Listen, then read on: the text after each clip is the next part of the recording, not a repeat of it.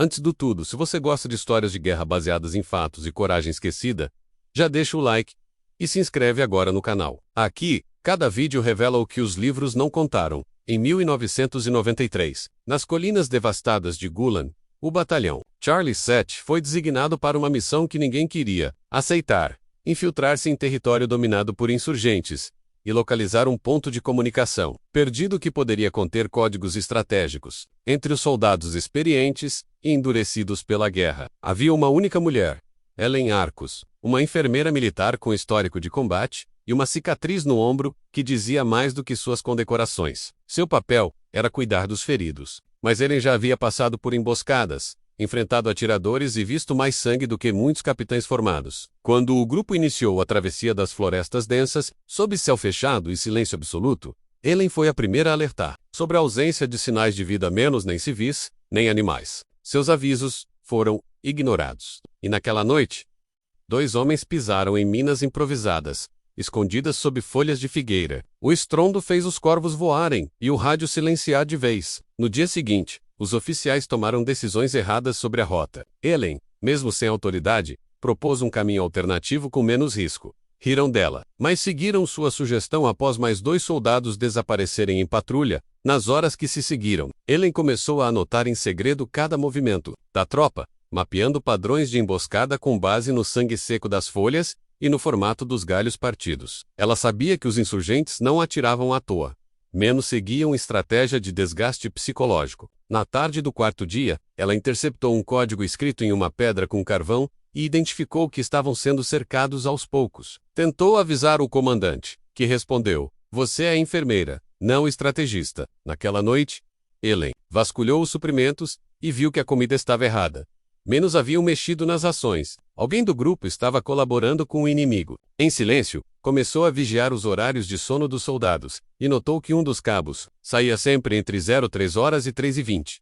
Sozinho, decidida, ela o seguiu, e flagrou o homem, deixando pequenos espelhos, pendurados em galhos menos marcadores de posição, usados por insurgentes. Ellen o confrontou com uma arma descarregada, só para distraí-lo, e o imobilizou com um golpe na garganta aprendido durante sua missão anterior no Cáucaso. Levou-o até o comando. O comandante a ignorou novamente. Naquela madrugada, Ellen amarrou o traidor com as próprias mãos e deixou um bilhete sobre sua cela. Quando o reforço morrer por culpa dele, lembrem que eu avisei. O ataque veio antes do amanhecer. Gritos, explosões, fumaça. Helen Carew. Entre os feridos aplicando, improvisando torniquetes com tiras de barraca, e orientando os novatos a se abrigarem em trincheiras cavadas às pressas. Quando o sargento foi atingido por um estilhaço no crânio e caiu sobre o rádio, ela o puxou pelo colete, limpou o sangue com o braço e tentou reconectar a frequência com ferramentas improvisadas. Conseguiu emitir uma mensagem parcial. Charlie 7, sob ataque.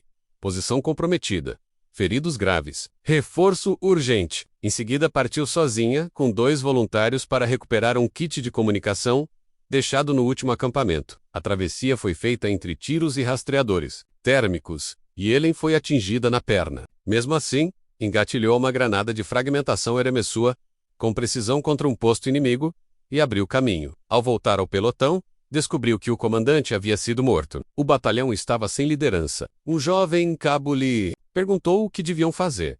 Ellen respondeu: "Sobrevivam. Eu cuido do resto." Nas horas seguintes, Ellen organizou os sobreviventes. Dividiu a munição restante e redistribuiu as posições de vigia, com base nas topografias que memorizara. Mandou cavar novos abrigos e improvisou armadilhas, com espinhos e cordas explosivas. Usou o kit recuperado para tentar nova comunicação, e após 48 minutos de tentativa, conseguiu estabelecer contato direto com o Comando Leste. "Repitam. Soldado, quem está no comando?" perguntou o operador do outro lado. "Arcus, Ellen Arcus, enfermeira de combate." Ela respondeu. O silêncio durou alguns segundos antes de responderem. "Entendido, Arcus. Reforço em 9 horas. Segura em posição." Nessa madrugada, Ellen não dormiu. Ela aplicou soro em 3 soldados desidratados, costurou um ferimento profundo com linha de costura comum e cavou a sepultura de um recruta que morrera nos seus braços. Pela manhã, o som dos helicópteros de resgate ecoou sobre as colinas. Ellen levantou uma bandeira branca manchada de sangue, não de rendição, mas de vitória. Quando os reforços pousaram e encontraram ela em pé, com o braço quebrado e o uniforme coberto de terra, os comandantes se impressionaram. mas nenhum apertou sua mão. Ellen apenas disse: estávamos esquecidos aqui, mas agora sabem que não morremos à toa. Dias depois, no retorno à base, Ellen foi entrevistada por superiores e passou por interrogatórios que mais pareciam julgamentos. Perguntaram por que ela agiu sem ordens, por que liderou homens armados, por que expôs sua vida fora do protocolo médico. Ela respondeu tudo com calma, sem baixar os olhos. No relatório oficial, sua atuação foi descrita como decisiva em campo, mas fora das atribuições formais. O general da base ordenou que uma medalha fosse entregue ao comandante morto, e outra ao sargento ferido. O nome de Ellen não foi mencionado na cerimônia. Ao receber a notícia, ela apenas riu de leve e respondeu: não preciso de medalha. Tenho os nomes deles gravados na minha memória. Ame-se depoiar, Ellen pediu transferência para uma missão ainda mais arriscada: evacuar civis em zonas de tiro ativo. E partiu, sem alarde, enquanto os jornais estampavam medalhas que ela não viu. Mas entre os sobreviventes do Charlie 7, o nome dela virou sussurro de respeito. Sempre que alguém dizia: ela salvou o batalhão, os outros apenas assentiam, e sabiam que era verdade. Se você chegou até aqui, é porque valoriza histórias de coragem real. Então já deixa o like e se inscreve agora no canal. Sua participação fortalece essa missão de honrar quem foi esquecido pela história. 3 meses após a missão de Gulen, Ellen foi destacada para um setor ainda mais remoto, conhecido como Zona Violeta, onde civis estavam sendo massacrados em vilarejos inteiros e os comboios humanitários não conseguiam passar. A missão era considerada suicida por muitos soldados, mas Ellen, com sua ficha marcada por ato de insubordinação heróica, foi voluntária, aceitando liderar a evacuação com um pelotão de apenas 12 homens. Desde o início, a tensão era palpável. Os mapas eram imprecisos, os drones não sobrevoavam a área por interferência eletrônica, e os sinais de rádio eram distorcidos, como se algo ou alguém menos estivesse manipulando as frequências. Ellen percebeu logo no primeiro dia que algo estava errado, quando encontrou crianças com roupas do exército, feridas por estilhaços de artilharia, escondidas em cavernas. Ela tratou cada uma pessoalmente, usou compressas improvisadas com pedaços de sua própria farda, e à noite escreveu o nome de cada criança em um caderno que guardava como diário de guerra. Na manhã seguinte, ela acordou com um bilhete preso à sua mochila: você está sendo observada. Volte agora. Mas Ellen nunca soube recuar.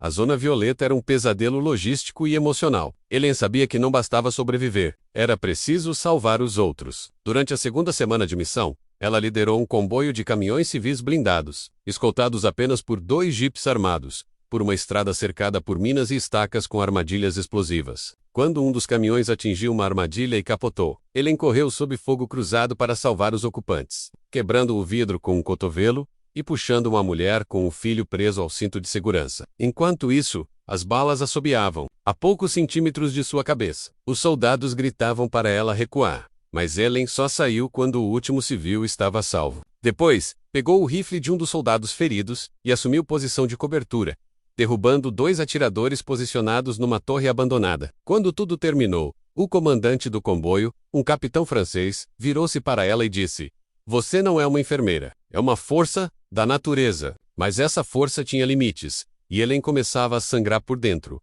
À noite, isolada, em uma cabana de madeira com os sobreviventes, Ellen registrava cada morte e cada vida salva em seu caderno. O número de civis resgatados já passava de 50, mas ela sabia que a guerra nunca permitiria que contassem sua história do jeito certo. Quando um oficial superior chegou de helicóptero para avaliar a missão, Ellen esperava, enfim, reconhecimento ou apoio. Mas o homem a interrogou por 3 horas, duvidando de suas ações, de seus relatórios e até do que ela havia feito em Gulen.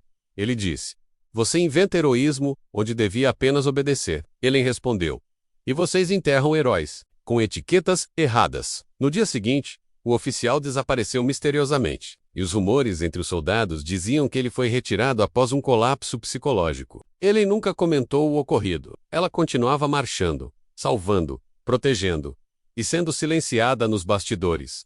O que Ellen não sabia era que seus atos estavam sendo monitorados por satélites, aliados e relatórios secretos enviados à inteligência internacional. Um general britânico, ao ler sobre suas ações, disse: essa mulher é um batalhão inteiro, em um corpo só. Mas dentro do próprio exército, começaram a surgir tentativas de removal das frentes de batalha, sob a justificativa de excesso de protagonismo em missões coletivas. Em outras palavras, estavam tentando apogalar das memórias oficiais. Quando Ellen recebeu a ordem para retornar à base e descansar por tempo indeterminado, ela rasgou o papel diante do mensageiro e respondeu: "Minha guerra ainda não acabou." Desobedecendo às ordens, permaneceu na Zona Violeta.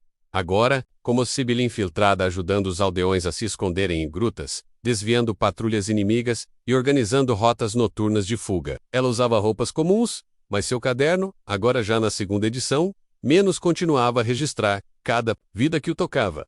Asterisco: em uma madrugada silenciosa, um grupo de mercenários invadiu um abrigo civil, que Ellen havia construído com voluntários locais. Ela estava armada apenas com uma pistola descarregada, mas se colocou entre as crianças e os homens armados, gritando em vários idiomas para impedir o massacre. Um dos mercenários hesitou, reconhecendo Ellen pelas cicatrizes descritas em relatórios. Interceptados, ele abaixou a arma e ordenou a retirada do grupo. Ellen desmaiou logo depois, pela exaustão e por ferimentos anteriores, ainda mal curados. Quando acordou, estava cercada pelos próprios civis que salvara. Alguns chorando, outros cantando uma música que haviam criado em homenagem à Senhora de Ferro. Um fotógrafo que acompanhava a missão registrou a cena. Image O Mundo, mas o nome de Ellen foi omitido propositalmente pelas autoridades. As semanas seguintes foram de tensão crescente. Ellen agora era considerada uma lenda entre os soldados, mas um risco político entre os comandantes. Mesmo assim, ela liderou uma última missão: extrair 17 civis de uma área cercada por minas, sensores de calor e drones com mira automática. Para isso, usou espelhos, fumaça, sinais falsos e um boneco improvisado, com seu uniforme para distrair os sensores. A operação durou 7 horas e foi registrada em vídeo por uma equipe independente, mas o material foi confiscado pelo alto comando. Quando Ellen retornou à base clandestina com todos vivos, os soldados a aplaudiram em silêncio. Mas, ao final da noite, recebeu uma notificação oficial: você será transferida para funções administrativas. A guerra não é seu palco. Ellen sorriu, pegou seu caderno e respondeu: então vocês não entenderam nada, e caminhou para o fundo do acampamento, onde havia uma lista de novos refugiados esperando ajuda. Ela não pediu permissão para continuar. Naquele ponto, os civis já a chamavam de a sombra que cura. Nas paredes das casas de barro, desenhos representavam uma mulher com cruz vermelha e olhos que brilhavam mesmo na fumaça. Ellen rejeitava toda forma de idolatria, mas não conseguia impedir que sua história se espalhasse boca a boca. Amdar, um garoto de 9 anos, que ela havia salvo com uma transfusão improvisada, segurou sua mão e disse: quando crescer, quero ser como você, alguém que nunca foge. Ellen segurou as lágrimas e respondeu: se um dia tiver que lutar, lute pelo outro. Nunca por medalhas. E essa frase virou o lema de um pequeno grupo de soldados que a seguiram nas missões clandestinas seguintes, mesmo quando o comando central fingia que ela não existia mais. Se você está aqui até o final, é porque honra quem lutou de verdade. Então já se inscreve no canal e deixa o like.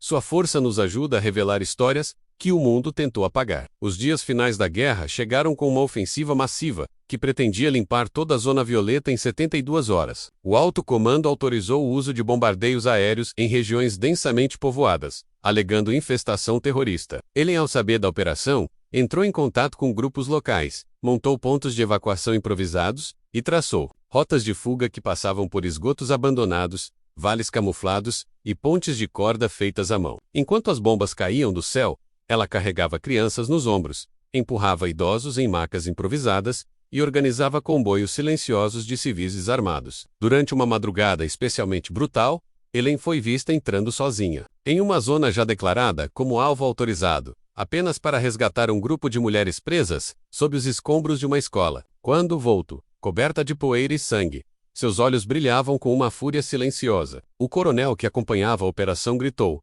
você está louca! Vai morrer com esses civis. Ellen respondeu: então morrerei por algo que vale a pena. Nos últimos dias da guerra, o nome de Ellen começou a circular por rádios piratas, murais rebeldes e sussurros de soldados que viam nela a verdadeira liderança que tanto faltava no topo. Enquanto generais se escondiam atrás de mapas, Ellen estava na linha de frente, cavando trincheiras, resgatando feridos e neutralizando minas, com pedaços de ferro e coragem. Um comandante aliado tentou promover uma trégua temporária para evacuação civil segura, mas o acordo foi sabotado. Ele então decidiu realizar a retirada por conta própria, com um grupo de apenas 5 soldados fiéis e 30 voluntários. civis. Liderou um comboio de mais de 200 pessoas por 25 quilômetros de terreno hostil, enfrentando atiradores furtivos, minas recém-plantadas e o risco constante de ataques aéreos. Quando chegaram ao refúgio do lado seguro da fronteira, Ellen desabou, não de dor menos, mas de alívio. Cada um dos 200 civis sobreviveu. No retorno, Ellen foi colocada sob custódia para averiguação de conduta e interrogada durante 17 horas por uma junta militar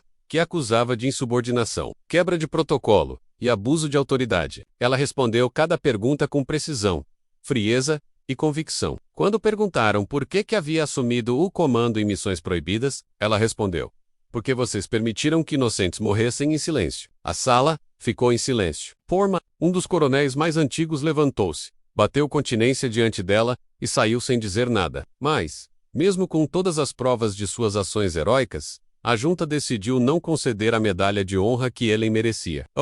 Oficial de ação, fora dos padrões regulamentares, não recomendada para premiação. Quando soube da decisão, Ellen apenas fechou seu caderno, levantou-se e disse: não luto por prêmios, luto por pessoas. A recusa da medalha causou revolta entre soldados, médicos de guerra, jornalistas independentes e até civis resgatados. Grupos começaram a se organizar para espalhar a história de Ellen pelos meios alternativos. Vídeos não autorizados surgiram na internet. Trechos do diário dela foram traduzidos para 7 idiomas, e até soldados do lado inimigo reconheceram sua atuação humanitária. Um comandante rebelde afirmou em uma entrevista: se todos os inimigos fossem como ela, talvez não existisse guerra. Ellen, no entanto, recusava todas as entrevistas. Vivia agora isolada nas montanhas ao norte, onde prestava atendimento gratuito para refugiados esquecidos. Ela jamais falou sobre sua dor, mas quem a visitava notava que, à noite, ela sentava sozinha diante de uma pequena fogueira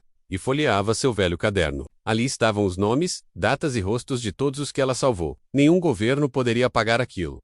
Anos depois, uma investigadora independente, ao acessar documentos liberados por vazamento militar, descobriu que Ellen havia sido recomendada para 4 condecorações máximas, todas barradas por motivos políticos. O escândalo veio à tona com força e gerou um movimento global por reconhecimento póstumo, mesmo com Ellen ainda viva. Cidades começaram a erguer estátuas de universidades, deram o nome dela a centros de pesquisa humanitária, e soldados tatuavam sua silhueta com a frase: lute por algo maior. Mas, quando chegaram até ela com uma nova proposta de medalha oficial, Ellen respondeu apenas: guardem seus metais. O que importa está em carne viva. E apontou para uma fila de crianças esperando consulta médica, ali mesmo, no acampamento. Improvisado, na última página do seu caderno, Ellen escreveu: se um dia lerem isso, que saibam, eu não queria ser heroína, só não aceitei que morressem enquanto eu podia fazer algo. Aquela frase foi reproduzida em murais por toda a Europa Oriental, em trens na Ásia